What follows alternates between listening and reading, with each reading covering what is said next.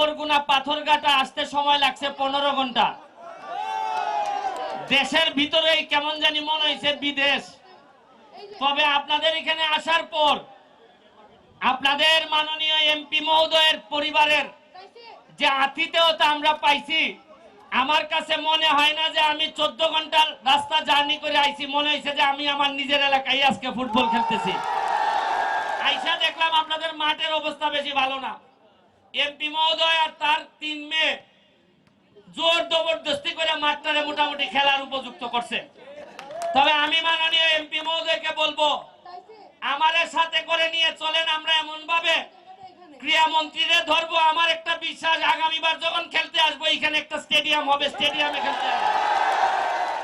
শুধু ফুটবল খেলতে আসি নাই, এই নামলেই কিন্তু লাথি খাবো।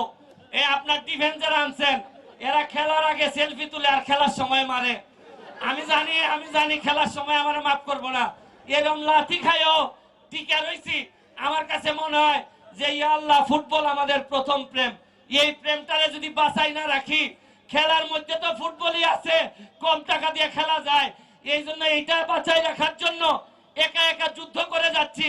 আজকে এই বরগুনা থেকে এই সবুর পরিবার যোগ দেওয়াতে আমার কাছে মনে হয়েছে যে আমি আরো অনেক শক্তিশালী অনুভব করতেছি। যারা মনে করেন যে ফুটবল খেললে এই করলে সেই করলে হবে না, তাদের উদ্দেশ্যে একটা কথা বলি, মনে রাখবেন ঘাম কখনো প্রতারণা করে না। ঘাম যদি ফেলেন, কোনো না কোনো এক সময় আপনি সম্মানিত হবেন।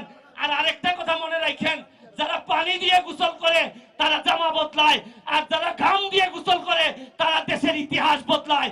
যদি ঘাম দিয়ে প্রস্তুত থাকেন তাহলে ইতিহাস বদলাইতে পারবো। আমি আবারও স্পেশাল ধন্যবাদ জানাচ্ছি আমার মহারাজ ভাইকে। মনে হয় আগামী কয়েক মাসের মধ্যে নিয়ে যাইবো আমার বরগুনা। যাই হোক, আমার বিশ্বাস যে বরগুনার দাওয়াত মনে দিব। তবে দিলেও এই বামনার বেতাগিয়ার পাথরঘাটার অনুমতি ছাড়া কিন্তু আমি বরগুনা সদরে যাইতাম না। এমপি হিসাবে যে প্রথম মাসের বেতন পাইছি, এটা তো জানেন তো, 1,72,000 টাকা বেতন পাইছি, এমপির বেতন। এই বেতনের পুরা টাকাটা আমি এদের কাছে দিয়ে যাব, যাতে এরা পুনরায় আরো বেশি মোটিভেটেড হয়। অসংখ্য ধন্যবাদ ব্যারিস্টার সুমন ভাইকে। 1,72,000 টাকা এই বাচ্চাদের জন্য। দেখো আবার অন্য খাতে লাগাইও না। এটা অ্যাডমিনিস্ট্রেশন এবং নেতৃবৃন্দ যখন মাঠে আসেন, তখন এই মাঠের উন্নতি কেউ ঠেকাইতে পারবে না।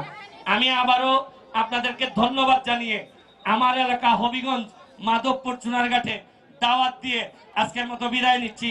আমি জানি আপনাদের প্লেয়াররা লাল দল, এই লাল গেঞ্জিওয়ালারা বল পাইলে পরে চিৎকার করে উঠবেন, কারণ অঞ্চলের টান তো আর ফেরানো যায় না।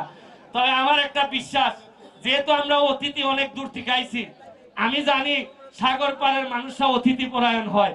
আমার একটা বিশ্বাস, 50% মানুষও যদি আমাদেরকে সাপোর্ট করেন, তাইলে কিন্তু লাল গেঞ্জিরে ভালো করে দেখা দিব আজকে যা আছে বলে। আমি আবারও আপনাদেরকে শুভেচ্ছা অভিনন্দন জানিয়ে আজকের মতো বিদায় নিচ্ছি। ভালো থাকবেন। জয় বাংলা, জয় বঙ্গবন্ধু।